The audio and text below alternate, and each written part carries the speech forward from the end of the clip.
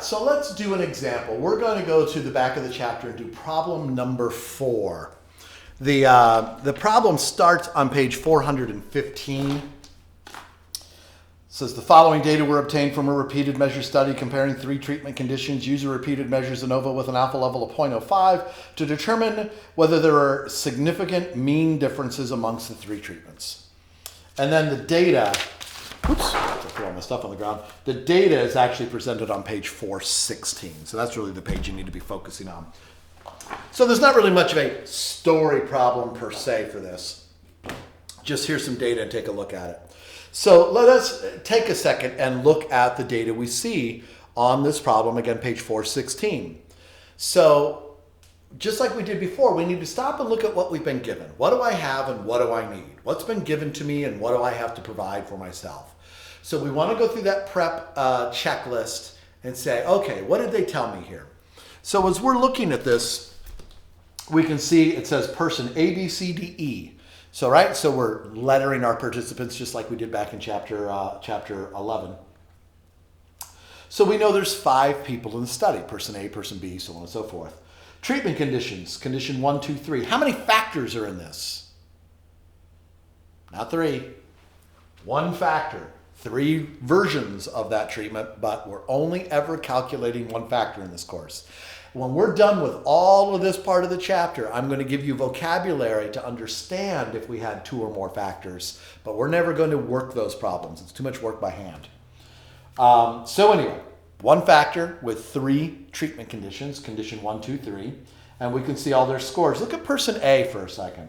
In treatment condition 1, they scored 0 points. In treatment condition 2, they scored 2 points. In treatment condition 3, they scored 4 points. So what is person A's person total? Well, they ordered a 0 plus 2 plus 4. So we can see right to the right, it's already been computed for us. Their person A, their total is 6 points. You look at person B, 0, 3, and 6. Well, that person's total is 6 points, right? You add across. Every individual score gives you their personal total. Treatment condition 1, there's a 0, 0, 3, 0, and 2 across the 5 folks. So that treatment total, 0 plus 0 plus 3 plus 0 plus 2 is 5. And again, we can see that's already been computed for us down underneath. Treatment total is 5 points. So just wanted to get a sense of laying this out. So what do we have? We've got our person totals, we've got our treatment totals, we've got sums of squares values, we've got capital N, we've been given capital G, we've been given the summation of all the raw scores. There's only 2 things that they did not expressly report here. They did not expressly tell you what the value of little n is. Remember, that's the number of scores in a treatment condition all by itself. Well, that's 5. There's 5 scores in condition 1. And since it's repeated measures, that means there has to be 5 scores in conditions 2 and 3. The other thing that's not expressly laid out there for us is K. And we know it's numbered right at the top, treatment condition 1, 2, 3. So there are 3 treatment conditions. Other than that, and making the results table, all the prep work has already been done for this example. You will find some in the book where not all that prep work is done. I strongly encourage you to practice some of those where you need to do some of the prep work yourself. But on your own, you have to take an inventory. What did the problem give me? And what do I need? So you've got to know what's on your prep checklist. All right, so the preparation stage was pretty simple in this example. So that takes us to step 1. Which we already know what this is going to be because it's only going to be one thing.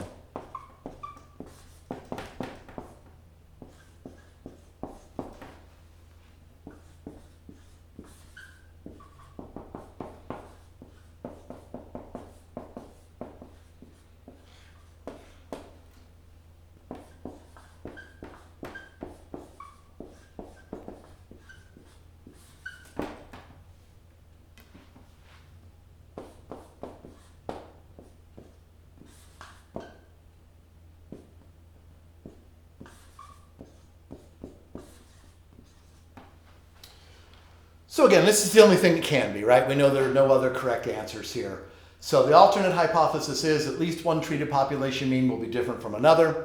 And the null hypothesis is treated population mean 1 will equal treated population mean 2 will equal treated population mean 3. Again, it's the only thing we can put there. There's nothing else to do for step 1 for these. Not for us, not for our class procedures anyway. So again, just as a reminder, make sure you are either using the symbol for mu, if you can find it in Canvas. Otherwise, make sure you type the word treated population mean. I mentioned this in the last chapter. A capital M here will no longer get you points. It's the wrong symbol. Capital N is sample mean. We were talking about treated population means. So make sure you get your symbol game on point there. Or again, just write it out in English, whichever way. Step 2, we already know we can't really do step 2.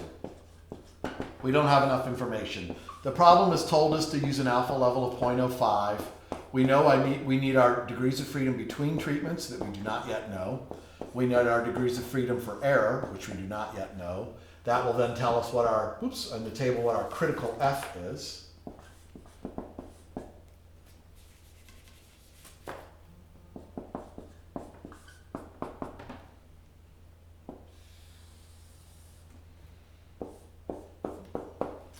Right, so we know for step 2, just set that up and move on to step 3 and get all that done.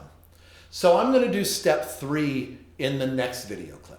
So hold on for that, and I'll be right there.